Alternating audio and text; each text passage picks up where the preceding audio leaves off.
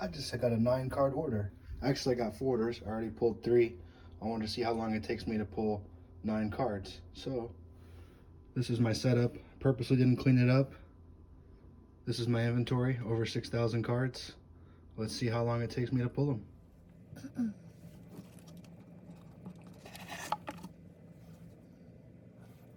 That was a freebie.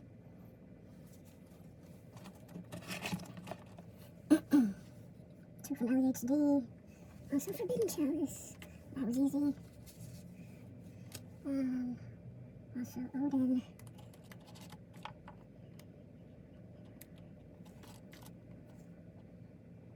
Two Odins. Round 4.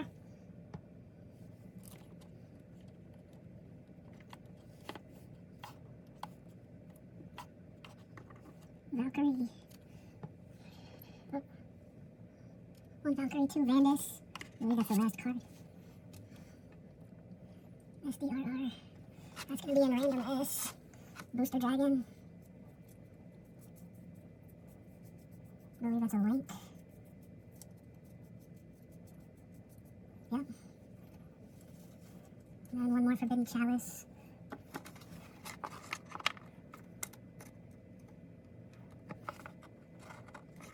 I think that's a T.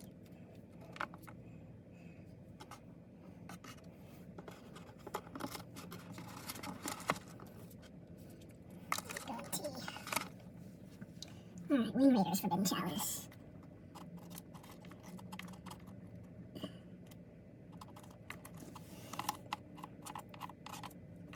That's mine. So there's my 9 cards. Now I'm going to show you how I would package them. You're going to need penny sleeves. On TCG Player, you live and breathe by penny sleeves.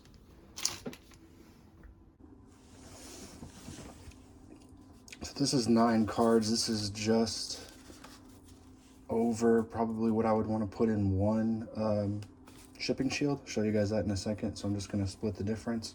1, 2, 3, 4 in a penny sleeve.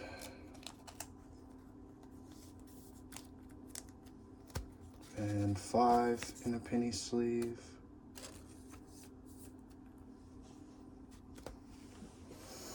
These are shipping shields. I prefer them over top loaders. They seem to go through the mail better.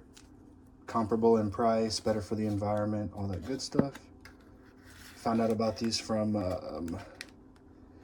TCG Bulk Kings. Yeah, about 8 or 9 is what you can fit in here before it starts to have an effect on the cards. So we're gonna load those up.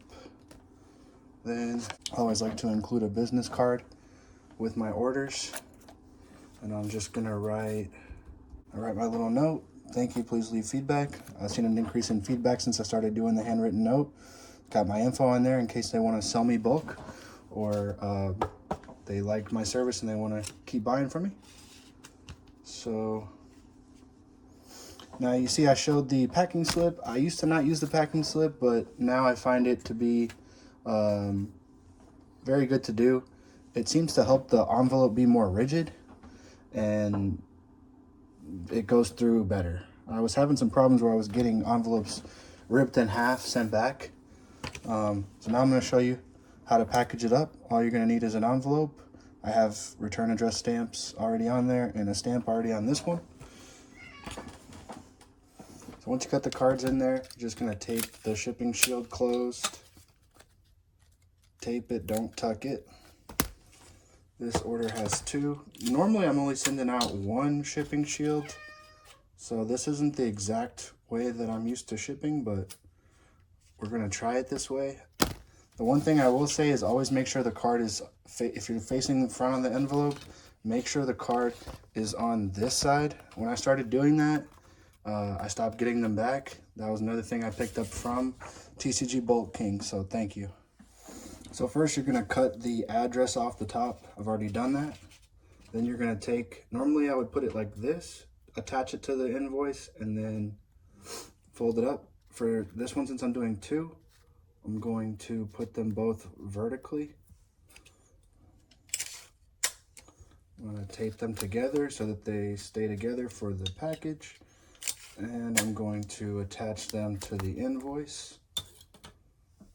Then we're just gonna fold the invoice.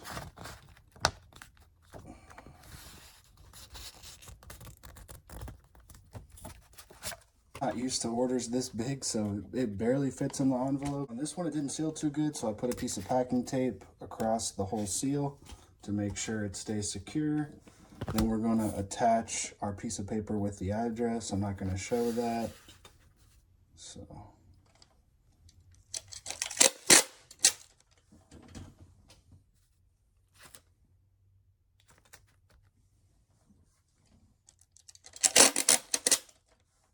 I like to use big packing tape for this. Makes it a lot easier. You can also do windowed envelopes, or you can write the addresses by hand. I've done writing by hand. I'm over that. That's another good thing about printing the invoice, is you get one that you can cut off for the front. And if something happened in shipping where maybe the label came off or the envelope was destroyed, the invoice has the buyer's address on it. So that's if the post office is doing a good job, they can help get it there. All right. So that order is all packed up. I've already got the other small orders pulled and ready to pack. That should only take me about 15 minutes. I started this process at 6:15, including breaks to set up my phone and everything. Didn't take very long. So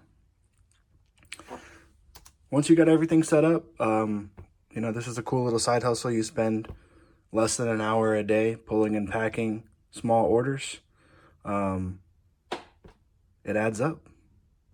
Yeah, I didn't realize I had 6,000 cards, and I didn't realize I had over $1,000 in value, and there's still quite a bit of cards left. So thanks, guys. I almost forgot, this particular order, being that it has 2 shipping shields in it, is just over an ounce, and it's probably gonna come up as too rigid. So I'm gonna go ahead and add an additional ounce stamp. If you don't know what those are, they look like this. This works, I believe by default, if you use this, it's gonna get put as non-machinable, but don't quote me on that. But it definitely gets you anything over 1 ounce. If it's more than an extra ounce, then you would use 2 of these, but this is an extra ounce stamp, lifesaver. So since the first one I showed you wasn't quite normal, this is one of the other orders. I just put the 2 cards in, put in the business card with the thank you note on it, tape it closed, tape it to the invoice. Then I'm gonna fold this up like this till it's smaller than an envelope size.